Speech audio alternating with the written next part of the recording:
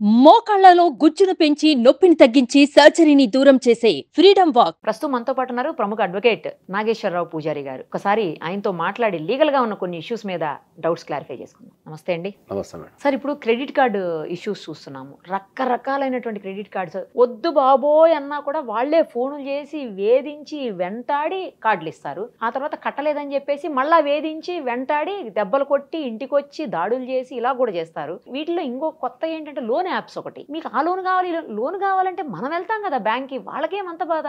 Loan తీసుకో loan కావాలా, ఏ loan కావాలి, కార్ లోన్ కావాలా, ఇంట్లో లోన్ కావాలా, పర్సనల్ లోన్ కావాలా. సరే, ఏదో పాపం వాడు కష్టంలో ఉన్నాడు, నిజంగా నా ఫోన్స్ చూసి పర్సనల్ లోన్ తీసుకున్న తర్వాత మామూలు హెరాస్మెంట్ గా అసలు ఎంత మంది చచ్చిపోయారో వాటి వల్ల. ఎన్ని కేసులు వింటున్నామో అసలు వింటుంటే భయం వేస్తుంది. అవి ఎందుకు పర్సనల్ లోన్ల కోసం ఇంతగా హెరాస్ చేస్తున్నారు.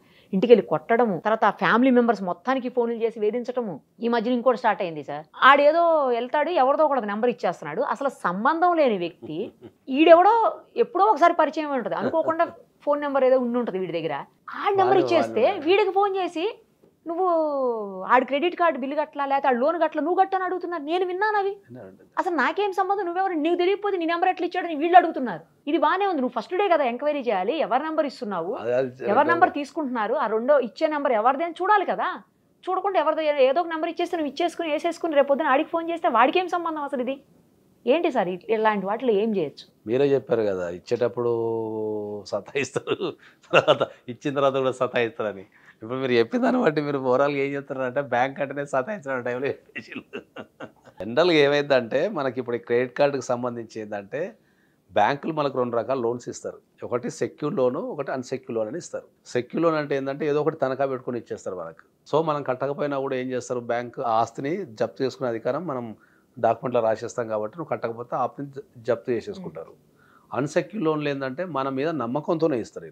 అంటే వీడు కట్టగలుగుతాడు, వీడిని రికార్డు మంచిగా ఉంది, ఫైనాన్షియల్ కొద్దిగా స్ట్రాంగ్ ఉన్నాడని నమ్మకంతోనే వాళ్ళు రిస్క్ చేస్తూ ఈ క్రెడిట్ కార్డు కానీ పర్సనల్ లోన్ కానీ ఇస్తారు. సో ఇప్పుడు కరోనా తర్వాత ఏమైపోయిందంటే ఏంటంటే కరోనాకు ముందు కొద్దిగా ఆర్థిక పరిస్థితి చాలా మంది బాగానే ఉంటుండే. ఇది చాలా మందికి తెలియని విషయం ఏంటంటే అందరూ ఏమనుకుంటారంటే ప్రపంచం అంతా ఖతర్నాక్ ఉంది, అందరు సుఖ సంతోషాలతో ఉన్నారు అనుకుంటున్నారు. కానీ కరోనా తర్వాత కొన్ని లక్షల మంది జీవితాలు రకరకాల కారణాల వల్ల చాలా ఎఫెక్ట్ అయిపోయినాయి.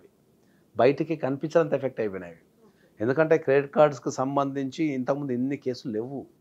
వీళ్ళు ఆ కరోనా టైంలో పని లేక క్రెడిట్ కార్డులు వాడుకొని, లేకపోతే రకరకాల వ్యాపారాలు మూసుకొని మైగ్రేషన్ అయిపోయి కరోనా టైంలో కొంతమంది చనిపోవడం ద్వారా, ఈ రకరకాల కారణాల ద్వారా ఏంటంటే కరోనా తర్వాత పర్సనల్ జీవితాలలో చాలా డ్రాస్టిక్ చేంజెస్ వచ్చినాయి చాలా మందికి. సో దాని నుంచే ఇప్పుడు ఈ క్రెడిట్ కార్డుకి సంబంధించి బాగా కేసులు పెరిగిపోయినాయి. సో మనం ఏం చెప్తామంటే ఎవరికైనా ఏంటంటే జీవితంలో నీకు ఏ కష్టం వచ్చినా, అది ఏ కష్టం వచ్చినా కూడా చట్టంలో ఒక ప్రొవిజన్ ఉంటుంది. మనిషి బతకడానికి గాలి ఎంత ముఖ్యమో చట్టం కూడా అంతే ముఖ్యం. చట్టం లేకుండా ఒక నిమిషం కూడా బతకలేవు నువ్వు. ఈ ఒక్క నిమిషం ఈ దేశంలో ఎవరు ఏం చేసినా చట్టం వర్తించదని చెప్పు కథ ఎంతమంది చచ్చిపోతారు.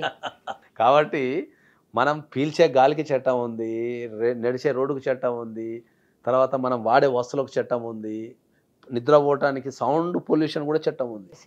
ఏ టైంలో ఎంత పొల్యూషన్ రావాలా, ఎంత సౌండ్ రావాలా, ఒక థియేటర్కి పోతే చట్టం ఉంది, తాగే వాటర్కి చట్టం ఉంది. అట్లా జీవితంలో ప్రతిదానికి చట్టం ఉంది. సో నీ జీవితంలో ఏ కష్టం వచ్చినా ఫైనల్ నేను కాపాడే చట్టమే అని చెప్తాను నేను.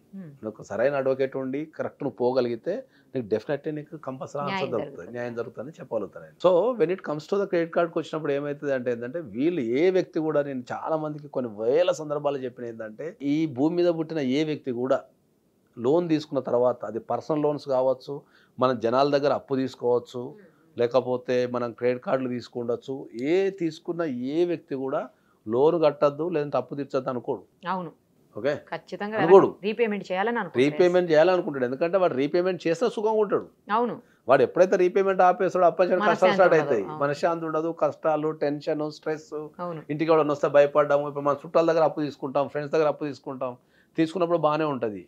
అది మనం కావాలని చేసి ఉండొచ్చు, కొన్ని సందర్భాలలో తెలవక బిజినెస్ చేసి ఉంటాం, అవగాహన లేక బిజినెస్ చేసి ఉంటాం, కొన్ని సందర్భాలు టైం బాగలేక ఎన్నో ఉంటుంది దానికి. అట్లా అయినప్పుడు ఏమవుతుంది అంటే ఏంటంటే వీళ్ళు ఏదన్నా ఫైనాన్షియల్ ఇబ్బంది వచ్చినప్పుడు చనిపోవడం అనేది జరుగుతుంటుంది. ఎందుకంటే పక్కింటోడు ఏమనుకుంటాడో, ఎదురింటోడు ఏమనుకుంటాడో అని చెప్పేసి వీళ్ళు భయపడి చనిపోవడం అనేది జరుగుతుంటుంది. సో నేను అందరికీ ఏం చెప్తా అంటే ఏంటంటే ఈ భూమి మీద పుట్టిన ఏ వ్యక్తికైనా సరే, సామాన్య వ్యక్తి నుంచి ఎంత పెద్ద వ్యక్తికైనా సరే, వాని జీవితకాలంలో ఒక్కసారి ఫైనాన్షియల్ ఇష్యూ తగులుతుంది. ఫైనాన్షియల్ ట్రబుల్ లేకుండా జీవితాన్ని ఆడు సావడు. ఒక్కసారి తగులుతుంది. ఎంత పెద్ద బిజినెస్ వేత్తకైనా సరే పక్కన పాలసీలు చేంజ్ కావటమో, లేకపోతే ఇంకోటి కావటమో, లేకపోతే ప్లానింగ్ చక్కగా లేకపోవటము, అప్పుడప్పుడు అంతా బాగుంటుంది, వర్షం వచ్చి కూడా ఊలిపోతుంది మనకి వ్యవస్థ. వరదలు వచ్చో, వర్షం వచ్చో, కరోనా లాంటి టైంలో వచ్చో అంటాం. సో ఈ ఫైనాన్షియల్ ఇబ్బందులు వచ్చినప్పుడు ఏ రకమైన ఫైనాన్షియల్ ఇబ్బంది వచ్చినా మీరు చనిపోవద్దు అని చెప్తున్నాను గట్టిగా. ఎందుకంటే నేను మొన్న కూడా ఎవరో ఇట్లా సెల్ఫీ తీసుకొని వీడియో చేస్తూ చనిపోయిన వ్యక్తిని చూసిన. అంతకుముందు విజయవాడలో కూడా డాక్టర్ చనిపోవడము. ఈ ఫైనాన్షియల్ ఇబ్బందుల వల్ల చనిపోవద్దు, చట్టంలో ప్రొవిజన్స్ ఉన్నాయని చెప్తున్నాను నేను చాలా స్పష్టంగా. మీరు కనుక ఏదన్నా ఫైనాన్షియల్ ఇబ్బంది ఉండి, ఇప్పుడు బ్యాంకులకే తీసుకుందాం అనుకుందాం. బ్యాంకుకి జనరల్గా వసూలు చేసుకునే డైరెక్ట్ ఆర్బీఐ గైడ్లైన్స్ ప్రకారం వాడు ఎప్పుడు అప్పు వసూలు చేసుకోలేడు. ఆర్బీఐ పెట్టిన కండిషన్స్ ప్రకారం బ్యాంక్ వాడు అన్సెక్యూర్ లోన్ వసూలు చేసుకోవడం అసంభవం.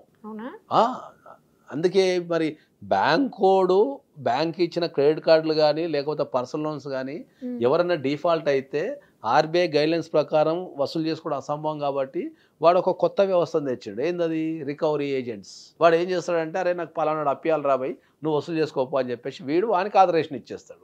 వాడు బ్యాంకు కాదు, వాడు రూల్స్ పాటించాడు. వాడు ఏంది, వానికి కమిషన్ బేసిస్ ఉంటుంది. బాబు నువ్వు ₹1,00,000 వసూలు చేసినావు అనుకో, నీకు ఇంత ఇస్తా, 5 లక్షలు వసూలు చేస్తే ఇంత ఇస్తా అని వాడు ఒక డేటా అప్పులు ఎగ్గొట్టినలో లేకపోతే కట్టడంలో డేటా అంతా వాడికి ఇచ్చేస్తాడు. ఇచ్చేగానే వాడు ఏం చేస్తాడు, ఇక వాళ్ళ మీద పడి తెల్లవారులు పొద్దుల 6 గంటల నుంచి రాత్రి 12 దాకా వాళ్ళ ఇంట్లోనే తినుకొని, వాళ్ళ ఇంట్లో ఉండి, పక్కింటోనికి చెప్పి, ఎదురింటోనికి చెప్పి, కొట్టి తిట్టి, ఆడోళ్ళు ఉంటే ఆడోళ్ళని తిట్టి, పిల్లలు ఉంటే పిల్లల్ని తిట్టి, ఆ ఇంట్లో నుంచి పోకుండా అట్నే కూర్చుంటే, చుట్టం వచ్చినప్పుడు, వాళ్ళు వచ్చినప్పుడు, వీళ్ళు వచ్చినప్పుడు, రకరకాల ఇబ్బందుల వల్ల వీడు ఇజ్జతికో, వీడు ఎక్కడైనా తెచ్చన కడతాడు, ఏం లేకపోతే సచ్చన పోతాడు, ఈ హరాస్మెంట్ భరించలేక. సో అప్పుడు అది బ్యాంక్ మీదకి రాదు, అదేమవుతుంది, రికవరీ ఏజెంట్ మీదకి పోతుంది.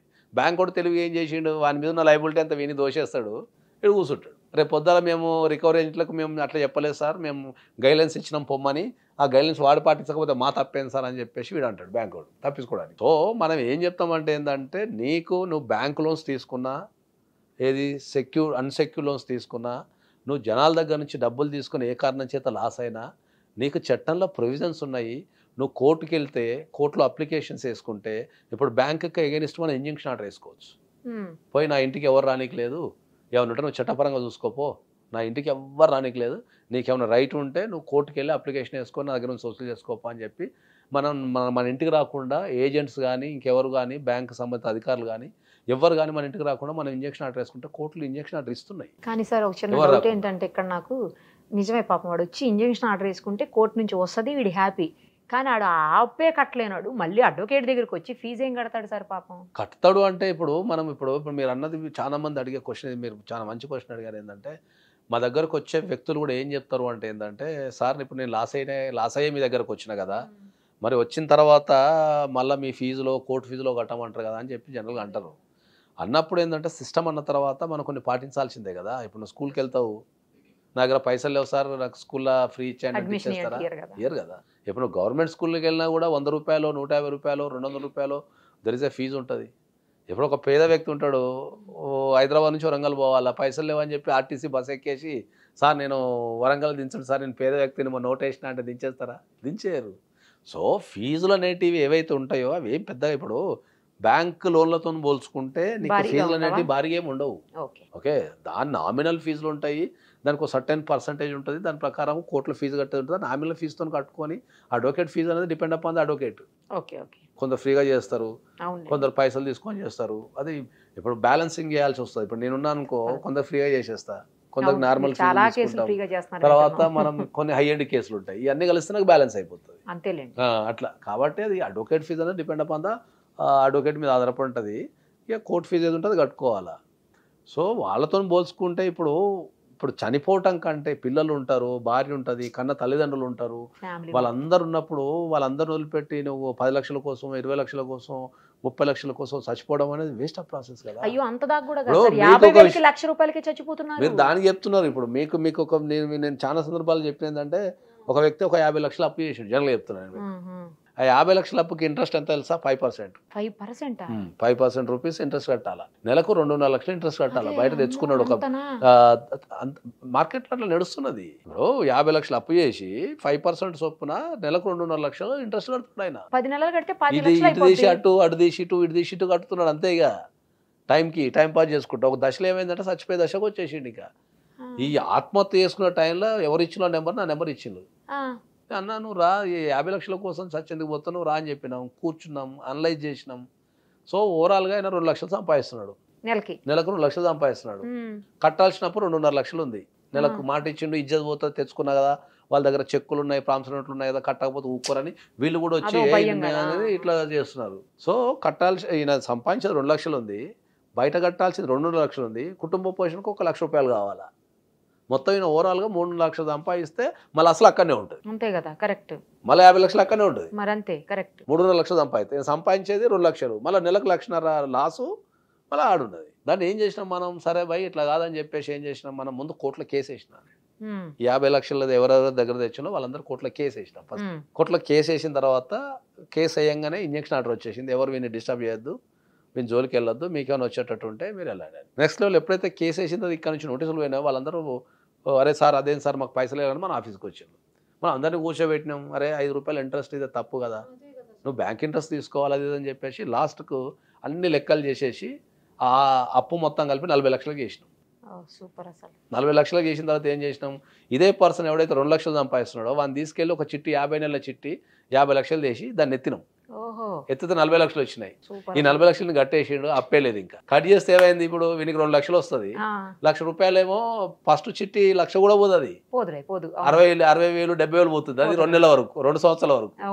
వీనికి వచ్చేది 2 లక్షలు, 1 లక్ష రూపాయలు చిట్టికి పోతున్నాయి, 1 లక్ష రూపాయలు ఫ్యామిలీతో ఎంజాయ్ చేస్తున్నాడు. అప్పుల అందరూ వెళ్ళిపోయారు, ఎవరికైనా పైసలు అనుకొచ్చేసి. దీంట్లో ఎవరికి ఇబ్బంది కలిగింది? కరెక్టే. అసలు ఆ సలహా ఇచ్చి, ఆ ఐడియా ఇచ్చి, ఆ సలహా ఇచ్చి నిలబెట్టగలిగే వ్యక్తి లేకపోవడం ద్వారా ఇంతమంది చనిపోతున్నారు. ఇప్పుడు ఈ ఎంటైర్ స్టోరీలో అప్పు తీసుకున్నాడు, సుఖంగా ఉన్నాడు. ఓకే, వాడు ఒక 10 లక్షలు అప్పిస్తే కొత్త కాలం ఇంట్రెస్ట్ తిన్నాడు, మళ్ళీ అసలు ఇప్పుడు ఒక 8-9 లక్షలు అసలు ఇచ్చేసినాం, వాడు సుఖంగా ఉన్నాడు. ఇక వీడు తెలుసో తెలియక కట్టినోడు, వీడికి జీవితం ఆర్గనైజ్ అయిపోయింది. అక్కడ ఒక చిట్టి కంపెనీ వానికి ఒక చిట్టి వచ్చి వచ్చింది, యాజ్ అడ్వకేట్ కింద నాకు ఫీజు వచ్చి వచ్చింది.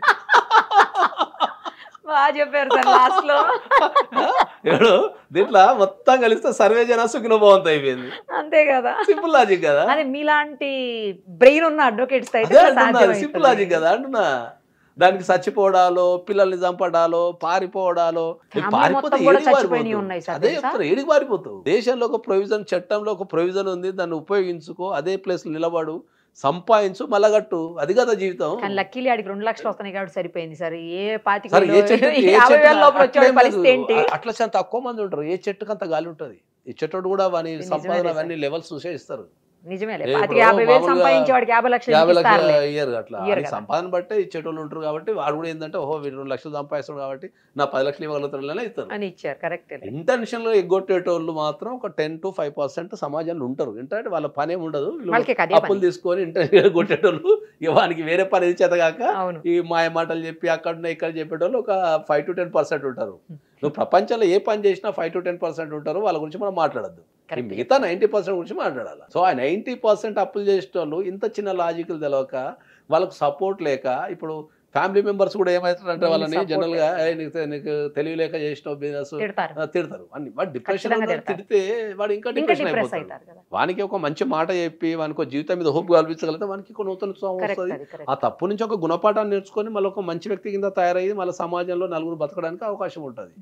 నేను అందుకని అందరికి ఏం చెప్తా అంటే ఏంటంటే, మీకు ఏ రకమైన అప్పులున్నా, లేదా మీకు ఏ రకమైన ప్రాబ్లం ఉన్నా, ప్రతి ప్రాబ్లానికి కంపల్సరీ లాలో ఒక సొల్యూషన్ ఉంది. అది కనిపెట్టగలిగిన టాప్ మోస్ట్ అడ్వకేట్ అవుతారు. అంతే, ప్రతి ప్రాబ్లానికి. చావటం ఒక్కటే ఏ పరిష్కారం కాదు. మీకు రిలేషన్షిప్ కావచ్చు, రిలేషన్షిప్లో కూడా రపక్కన చంపేయటము, వీళ్ళు చచ్చిపోవడం, ఇద్దరు కలిసి చచ్చిపోవడం చేస్తారు. అది తప్పదంట. నేను ఇచ్చింది ఒక జన్మ. అది ఈ ప్రపంచంలో ఎవ్వరు కూడా ఏ జంతువు చచ్చిపోదు మనిషి తప్ప. కావాల్సుకొని ఏ జంతువు చచ్చిపోదు మనిషి తప్ప. ఆత్మహత్య చేసుకుని ఇష్టం ఒక మంచిగా పాడైంది, ప్రపంచం ఎవరికి లేదు. అది ఇన్ని కోట్ల ప్రాణులలో అత్యంత తెలివై ప్రపంచాన్ని శాసించగలిగే మనిషి ఒక శాపం పెట్టేసుకునేదంటే నచ్చినప్పుడు చచ్చిపోవాలని చెప్పేసి. కాబట్టి చావాల్సిన అవసరం ఏం లేదు. వాళ్ళకి ఏంటంటే సరైన కౌన్సిలింగ్ కానీ, సరైన ఒక ఉపాయం కానీ, దాన్ని పోరాడే విధానం కానీ తెలిస్తే వాడు ఇంకా డబల్ అయిపోతాడు. ఎనర్జీ పరంగా కానీ, ఓ ఈ సమస్యకి సొల్యూషన్ ఉందా అనేది తెలిసిపోతుంది. సో మనం అందరికీ ఏం చెప్తామంటే, మీరు ఇప్పుడు నన్ను ఇప్పుడు దీన్ని ట్రోలింగ్ చేస్తారు, ఏం ట్రోలింగ్ చేస్తానని తెలుసా?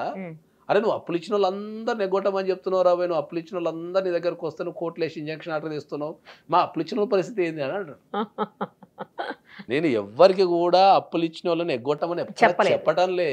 నా దగ్గరికి పరిస్థితి రాకు, పోరాడు, నేను అప్పులు ఇచ్చిన దగ్గర వీళ్ళు టైం ఇస్తావు, టైం అయినప్పుడు ఏం చేస్తాము, మనం కోర్టుకు పోతాం అంతే. కోర్టుకి వెళ్ళి మనం కోర్టులో కూడా ఏం చెప్తాము, నేను కడతా, నాకు టైం ఏమంటాం, ఇంజక్షన్ అంటారు, నాకు 1 year టైం కొట్టడానికి మనం అడగం, అసలు అది సిస్టమే లేదు. ఇది ఎవరికి అర్థం కాక ఏంటంటే మళ్ళీ దీనికైనా మళ్ళీ కింద ఇప్పుడు నేను ఈ కామెంట్లో చదువుకుంటా కూర్చోవాలన్నట్టు, ఇక నువ్వు అందరు అప్పులు చేస్తే కొడతామని చూస్తున్నావు అని చెప్పి నన్ను నాకు కామెంట్ పెడతాను. నేను ఈ జీవితంలో ఏ వ్యక్తికి కూడా ఎవడన్నా అప్పు చేస్తే నువ్వు నిలబడు, పోరాడు, మళ్ళీ నిరూపించుకోని చెప్తా తప్ప పే చెయ్యి, మళ్ళీ పే చెయ్యి, కావాలంటే ₹1 తక్కువ చెయ్యి, సార్ నా దగ్గర ₹1 లేదు సార్ అని చెప్పి చెయ్యి. వానికో నమ్మకం ఉంటుంది, వానికో కుటుంబం ఉంటుంది, వాడు ఏదో నీ దగ్గర తెలియకో తెలుసో దాచుకుంటాడు కాబట్టినే చెప్తాను తప్ప ఎవరిని కూడా అప్పులు ఎగ్గొట్టి సమాజం తిరగమని చెప్పాము. ఎందుకంటే నేను కూడా బీయింగ్ ఏ అడ్వకేట్, నాకు ఫ్రెండ్స్ ఉన్నారు, నాకు రిలేటివ్స్ ఉన్నారు, నాకు క్రెడిట్ కార్డులు ఉన్నాయి, నేను బ్యాంక్ వెళ్తా, నేను ఫ్రెండ్స్కి అప్పులు ఇస్తా, నేను ఫ్రెండ్స్ దగ్గర అప్పులు తెచ్చుకుంటా, సిస్టమే కదా అంతే తప్ప అదే ఇప్పుడు నేను టాప్ మోస్ట్ అడ్వకేట్ని కదా అని చెప్పేసి అప్పులు తీసుకునే గొట్టికి లేదు కదా, అదే అంటున్నా. మనం అందుకే ఎవ్వరు కూడా ఏ సమస్యతో కూడా, ఎందుకంటే సమస్యతో కూడా చనిపోకండి. ఏ కష్టమైనా కూడా ఏ వ్యక్తికి జీవితాంతం ఉండదు, అది బ్రేకప్ కావచ్చు, అప్పు కావచ్చు, వాడికి జీవితాంతం బ్రేకప్, ఒక మనిషికి బ్రేకప్ వచ్చాక జీవితాంతం ఉంటే ఇంకా వాడి జీవితం ఎడకపోతుంది, అప్పు జీవితాంతం ఉంటే ఎవడు బతకడు. అది వాని స్థాయిని బట్టి నెల రోజులో, సంవత్సరమో, 2 సంవత్సరాలు, 3 సంవత్సరాలు రికవరీ అయిపోతారు. అప్పు జీవితాంతం ఉంటే ఎవడు బతకడు దేశంలో, అందరి జీవితాలు ఇప్పటికి సగం జనం ఎప్పుడు వెళ్ళిపోతుంది. కానీ సార్ ఎవరైనా డిప్రెషన్లో ఉన్నా లేదా ఏదన్నా ప్రాబ్లంలో ఉన్నా, అది ఫైనాన్షియల్గా కావచ్చు, లేకపోతే పర్సనల్ ప్రాబ్లమ్స్ కావచ్చు, ఏ రకమైన ప్రాబ్లమ్స్ అయినా సరే ఉన్నవాళ్ళు ఈ ఎపిసోడ్ చూస్తే మాత్రం 100% వాళ్ళు చనిపోవాలని డెసిషన్ అయితే తీసుకోరు. నేను చెప్తున్నా కదా, నీకు జీవితంలో ఏ సమస్య ఉన్నా నా దగ్గరికి రా, నేను తీర్చబోతాడు. సూపర్. అసలు నేను చెప్తున్నా కదా, నీకు పర్సనల్ లైఫ్లో సమస్య కానీ చాలా మందికి ఆలోచించే విధానం తెలియకనే, నీకు పర్సనల్ సమస్య ఉన్నా, లీగల్గా సమస్య ఉన్నా, నీకు ఫైనాన్షియల్ సమస్య ఉన్నారా అని తెలుస్తాను. నేను చాలా సందర్భాలు చెప్పినాను, చాలా మందిని వాళ్ళు లవ్ ఫెయిర్స్ కానీ, లేకపోతే ఫైనాన్షియల్ ఇష్యూస్ కానీ, చట్టం అర్థం కాక కానీ చనిపోయిన చాలా మంది ఉన్నారు. వద్దు, అది అవసరమే లేదు. అది దాని లైఫ్ ఎంత బ్యూటిఫుల్ ఉంటుంది అంటే, ఎక్కడైనా చూస్తే నాకు ఆత్మహత్య చేసుకుంటే ఏం సమస్య ఉంది, ఆరోగ్యపరంగా కూడా కొన్ని వేల మెడిసిన్స్ ఉన్నాయి, అన్నీ ఉన్నాయి దాంట్లో. చనిపోవాల్సిన అవసరమే లేదు. నీ చుట్టుపక్కల ఫ్రెండ్స్ ఉంటారు, వాళ్ళతోని వాళ్ళ మూట నువ్వు గ్రేట్గా నిలబడాలంటే, నేను సమాజం ముంగట ఓడిపోయి నిలబడితే దాంట్లో మజా, అసలు దాని మజా వేరే ఉంటుంది, కిక్ వేరే ఉంటుంది. అది ఇట్లా గెలుచుకుంటూ పోతే నువ్వు మొత్తం ఓడిపోయి ఈ ప్రపంచం అంతా నీ మీద ఉమ్మేసి తర్వాత నిలబడతావు చూడు, ఈ దాని నుంచి కొన్ని వేల మంది మనకు గుణపాఠం చెప్పాలి. మీరు సూపర్ సార్. మీరు అసలు మీరు అడ్వకేట్ గా okay, top most motivational speaker గా కూడా మీరు పనిచేస్తారు నిజంగా. మోటివేషనల్ స్పీకర్ గా కూడా టాప్ మోస్ట్, ఇలా కూడా మీరు టాప్ పర్సన్. గ్రేట్. అసలు ఇప్పుడు పిల్లలు ఉంటారు, వాళ్ళకి తినేవారు పెట్టాలో చనిపోతే, నిజంగా నువ్వు చనిపోయినా బాగానే ఉంది, నేను నమ్ముకొని పుట్టిన పిల్లలకి నీకు తిండేవాడు పెట్టాలా? భూమి మీద ఎవరు తీసుకొచ్చారు? తల్లిదండ్రులు, ముసలి తల్లిదండ్రులు ఉంటారు. అవును, వాళ్ళు ఎంతో ఆశపడి నిన్ను కని పెంచి చదివిపిస్తే వాళ్ళకి ఏదో ఒక ఆశ కదా, సరే ఏదో ఎదుగుతాడు అని, నువ్వేమోతే వాళ్ళకి కూడా ఎట్లుంటది. కాబట్టి నేను ఇంకోసారి స్పష్టంగా చెప్తున్నా, అంటే ఫైనాన్షియల్ ఇష్యూస్ ఉన్నా, ఏ ఇష్యూస్ ఉన్నా సరే, మీకు ఏది ఉన్నా సరే, నీకేమైనా ఇబ్బంది ఉంటే ఒక టెక్స్ట్ పెట్టు, నేను రెస్పాండ్ అవుతా. Right sir, thank you sir, thank you so much. Suman టీవీలో మీ పర్సనల్ అండ్ బిజినెస్ ప్రమోషన్స్ కోసం కింది నెంబర్కి కాంటాక్ట్ చేయండి.